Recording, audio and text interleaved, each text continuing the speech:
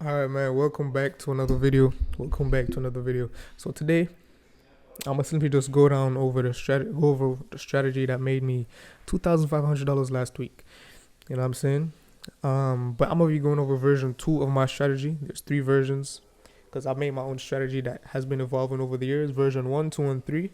Version 3 is the one that I recently just made. It's still based off version 2. It's all based on structure, but it fixed all the little bugs I had in version 2 and everything. And literally since I applied it 2 weeks ago, I've been on a literally for 2 weeks. I've been winning every single day I trade. Apart from yesterday. Yesterday was my first L since I started using version 3 of my strategy. But today again we came back with a W. You know what I'm saying? This video is going to be dedicated to version 2 because I feel like you need to understand the structure. First of all, you need to understand version 2 first. Version 2 can still make you a lot of money. You know what I'm saying? Don't get it twisted. Is that version 3 is a little bit more consistent and I had some tweaks there to, eliminate some bugs and everything.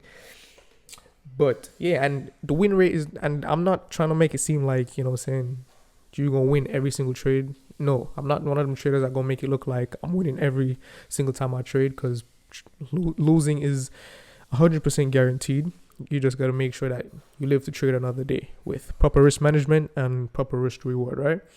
And yeah, and you know me, my risk to rewards, if I haven't mentioned it before, I don't catch nothing less than 1 to 5, bro. My risk to rewards are like 1 to 10, 1 to 15 at times, 1 to but today I would have caught a 1 to 20, but I missed my NAS trade.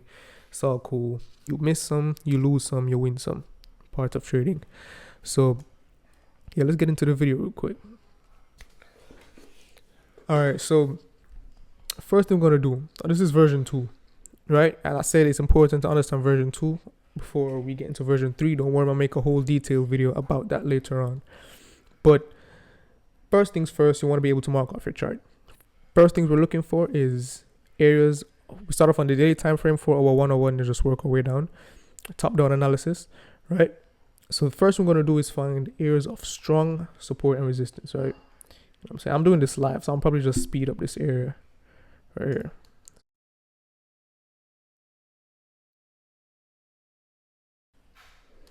Okay, boom. So, okay, why these 3 areas? Why did I mark off these 3 zones right here? Simple, because, like, don't overcomplicate it, bro. Simple, because price had strong movements in these areas. Right here, you can see there were some strong buyers. Big move.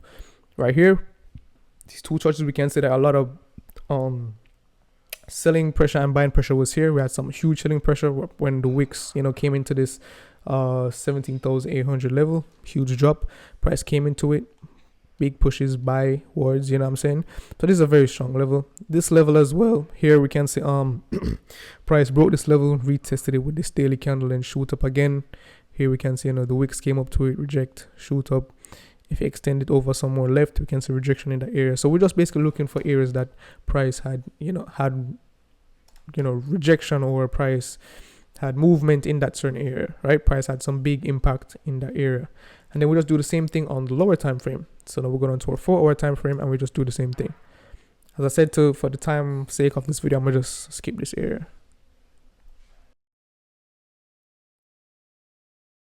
Right, so these 4-hour levels would be 4-hour and 1-hour levels would be my intraday levels, right? That's ITDL, intraday levels. Note in mind, I might be going fast, but it's because I've been doing it for so long now. Don't rush when you mark up your charts. Take time. Since price is not currently trading in this zone right here, I'm not even going to bother to mark. I'm going to mark it up for the sake of the video. But normally when I'm trading version 2, if price is in these 2 daily ranges right here, I'll just mark up us in this area and just leave this area until price trades in it. But for the sake of the video, just mark it up. There. So as I said, my intraday levels are marked up on my 4-hour and my 1-hour level.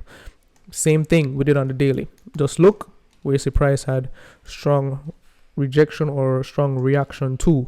Here we can see that what price came up in this level, huge drop. So I put our intraday level here. We can see price broke and retested that level with rejection and big shoot up. You know what I'm saying? Here, right, as well, we can say we come over here.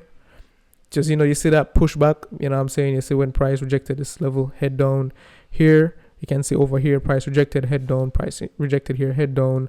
That show that when price is trading below this intraday level here, the probability of it going down is even more likely.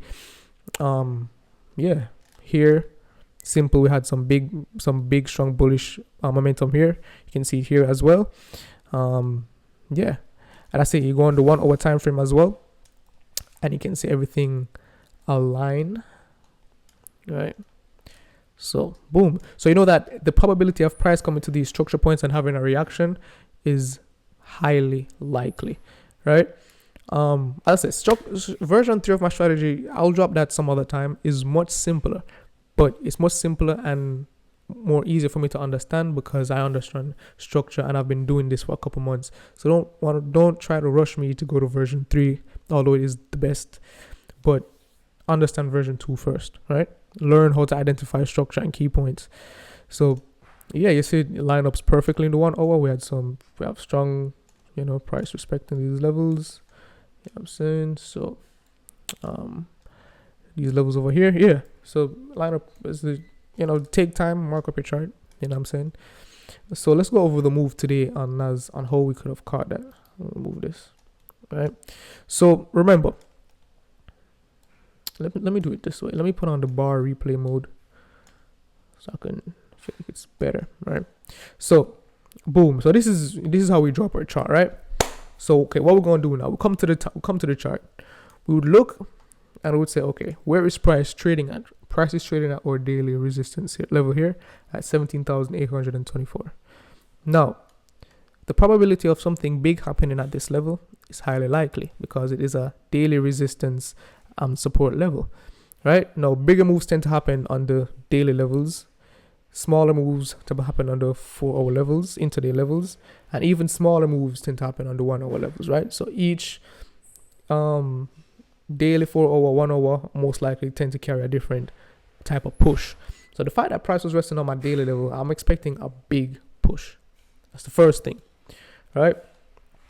Now let's go on to a 4 hour. I'm doing so. I only trade 9:30, so let's speed this up to 9:30.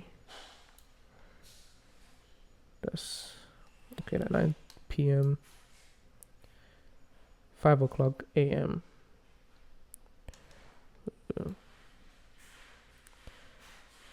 That's 8 o'clock a.m. Okay, cool. All right. So boom. The next thing I would possibly do, just look how the 4 hour overall is trending. Now we can see that we've broken highs here and the market is kind of pushing for a uptrend bias. You know what I'm saying? Because what you have to be keen in identifying is structure changes, right? When the trend has changed, when structure is changing, that's what you got to identify. And we're going to identify that on the lower time frame, such as the 1 hour and 15 minute, right? 15 minute is very crucial. I love it. It's my favorite. It's mostly based on version 3. 15 minutes mostly utilizing version 3. But 15 minutes is very, very crucial. Now, I'm getting a call. Hold on. Yeah, as y'all can see, man, it's the whole last next day. Yeah, that call last night led to a lot of things. So unfortunately, I'm finishing up the breakdown tonight, right? I mean, this morning, right? Before a New York session. So what I was saying is, on the 4 hour time frame, what I want to do is, first of all, mark up, when you come to the New York session, mark up your structure points that was formed in London and anything. In this case, you can see we had some 1 hour structure points being formed here. Previous London session, and those are the lows. These are the highs. Now, these are something I should be make clear from now, that my structure is based on strategy, but the 2 types of trade I take, break and retest, and support and resistance. So trading with structure, there's 2 types of setups, and you can identify what kind of setup it is, right? So now let's go on the 4 hour. No, coming to the London session, coming into the New York session, the first thing we ought to do is look at how the 5 a.m. candle closed, right? Now we can see sometimes the 5 a.m. candle is going to tell a whole bunch of stories, right? Sometimes it's going to break an area. Sometimes it's going to reject off an area. Sometimes it's going to tell you not a lot. So not every time the 5 a.m. candle is going to tell you a good story that you can analyze, but I still do it every time when I'm trading version 2 is look at how the 5 a.m. candle closed from London. I can tell you a lot. Now in this case, this is a sweetie stick candle. This is a sweetie candlestick and candlestick pattern. As I said, I explained that it's like I put a picture so you can visualize what I'm saying, why I call it a sweetie candy stick pattern, right? But when I see candles like this, I normally omit them. Equal wicks, equal highs. There's not really much to go off of it. So let's step down to the 1 hour time frame to see what we can see from that. Now on the 1 hour time frame, we see that okay, price closed and broke below these lows. That means that this probably is going to be a break and retest strategy because price broke our lows, right? If price had broke our highs, then we would have waited for that retest of that area before taking some buys. In this case, price broke the lows. So all we have to do is go on a 15-minute time frame, right? Now on the 15-minute time frame, we're waiting for price to come back up into this level for us to get a rejection. When we get a rejection, if we get one, then we go down to our lower time frames to find an entry, right? Okay. Remember, I'm only taking buys if price can get above this level, and I'm only taking sells if price is below this level. Now we see they have this strong 15-minute rejection. I didn't count these in because one, these were over or selling point, which is here, and these were some very doji candles. We don't pay attention to doji candles, right? So that's that. So when we're seeing that strong rejection, we go down to a 1 minute. Well, I go down to my 1 minute so I can get better entries. Wait for a candlestick pattern. This right here is not one of my candlestick patterns. I said I'm going to make a video of the candlestick patterns I use so I wouldn't get fallout for this. The reason I don't use this candlestick pattern is because it's the same sweetie candlestick pattern that I just mentioned, and every time you enter in this candlestick, price always stops you out. How do I know this? Because I've been backtesting for years and it's a pattern I always see. So I'd never enter on this pattern right here. So we'll just be waiting.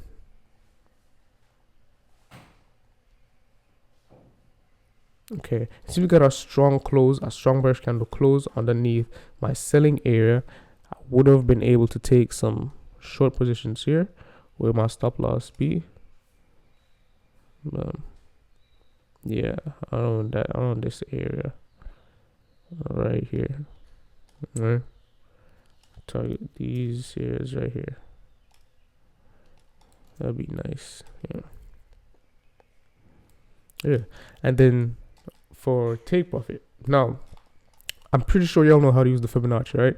Y'all use the Fibonacci from now. This is something I've invented. I've never seen it being used anywhere else. But you know, the Fibonacci, you normally draw from A to B, right? So you can find where the retracement is gonna happen, blah blah blah, right? So you can, you know, catch the next wave up. But what if there's a case where there is no A to B, right? What if there's a case where and you're trying to buy here, right? But there's no A to B setup, right? There's no higher high point or anything. I've invented this thing called the reverse fibs. In this case, I'll use the reverse fibs and go into the previous high and use the -27 area off of that for my take profit. And it's been very accurate. I've been using it for months and months and months, and it has been tremendously accurate, right? So in this case, when I'm at 30-minute time frame, don't worry, I'm gonna make a video more in depth going over take profits as well. Boom, reverse fibs from that high to this high, to that low, I should say. And now, how would I depict my take profit zones out of these 3 take profit areas? What would be my main take profit area? My main take profit area will be on the zone on which the negative take profit aligns, right? Meaning, I have look at the -61. It aligns with nothing. It's in the middle of nowhere, floating in space. Look at the -27. This is a nice little area because it's in confluence with this black intraday level right here. But look at the -78. It rests flush with my daily support level. It rests flush with it. So boom, right there would be my main area of take profit, just because price is resting so clean on my resistance level, right? On my support level, I should say, right? As you can see, price dumped straight to price dumped straight to TP. Right after that, you know what I'm saying? So that's how I calculate my take profits. It's simply when I draw my fibs, I go on my lower time frames. I go on my higher time frames and see where the negative 27, negative 61, or the negative 78, which one lines up with my intraday levels the most, and then I use that as my area of take profit. You know what I'm saying? So yeah, man, I missed a crazy trade today, bro. This would have been a fabulous trade, but it is what it is. As I always say, you miss some, you lose some, and you win some. So yeah, that's really it, man. That's really it. But what makes my strategy great is because there's three aspects of the strategy. You have a scaling strategy, an entry strategy, and a you have a scaling strategy, an entry strategy, and the overall structure strategy. That all comes together to make one strategy. You know what I'm saying? How I enter, how I scale in, and how I approach structure. And it is with these things how I can get my big rich rewards. Now, I'm on average, I be catching 1 to 10s. You know what I'm saying? Last week when I made that 2,500, when I was making 500 every day, I was risking $50.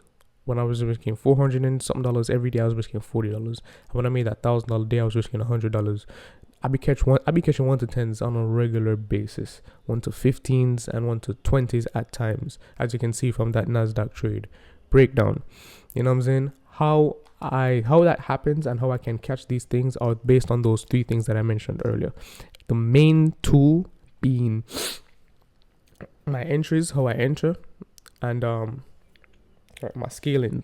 Now the power of the scaling is incredible, because here's the thing, right? If I have a trade like this, right, and let's say I enter here. Now my entry itself is a big risk to reward, right? My entry itself is 1 to 7s, 1 to 8, 1 to 10s, right? But what makes it even better, and that's how I get bigger risk to rewards, is that in the middle of the trade, when I apply my scaling strategy and I find a nice valid area to scale in the trade, my stop loss moves in profit, right? And this stop loss here from this first trade moves in profit, right? So in this case, people would say, okay, so you're adding on to your risk. If I was risking $100 in this trade, and now I risk $100 here, or you're risking $200. No, because this stop loss is doing profit. It seems impossible to be negative. This trade is impossible to go negative. So if everything goes wrong and price goes against me, I'm always losing $100 on this position, right? Meaning my risk is still $100 and my reward is 7 plus 5, 7, 11, 12. I want to 12 risk reward. If you add these, that's basically 1 to 13, right? Because 1 to 5.9, 1 to 7.31. That's basically a 1 to 13 risk reward. So you see why I have a 1 to 13 risk reward, will still risking the same $100, right? Most of y'all mentors or whatever, when they trade and you look at their scaling, not bashing how anybody trades, but this is what it is. You see it every time. How they scaling is, one, entries are not as good because they enter on like 15-minute time frames, 5-minute time frames, which is cool, right? And when they enter again another position, they do something like this. Stop loss at the same area. So yeah, they're gonna make more money, but they're also risking a whole lot more. So their fear factor is going to be even doubled because their risk is also doubled. You know what I'm saying? So that's the power of the scaling strategy right there. And I have valid and invalid ways how to identify the proper scalings, because it is more risky. So there's a lot more rules involved. As I said, I've been doing it for years, bro. I've found it at this point. You know what I'm saying? I've back tested it, live tested, I've done everything. Even in a trade breakdown last week, I think there was a trade like that where I had to execute a scaling position. So last week I didn't actually do a lot of scaling positions, to be honest, but I think there was a trade last week that I utilized scalings. So yeah, that's that. You know what I'm saying? That's that. So a little breakdown of version 2. There'll be more coming about version 2 and in the future version 3, the one which I currently use now. So yeah, make sure y'all like, share, and comment. You know what I'm saying? Ask me a question, I'll definitely hit y'all up back. In the description below, there's my IG for my personal page and for my trades page. You know what I'm saying? Make sure y'all follow the journey, and Until then.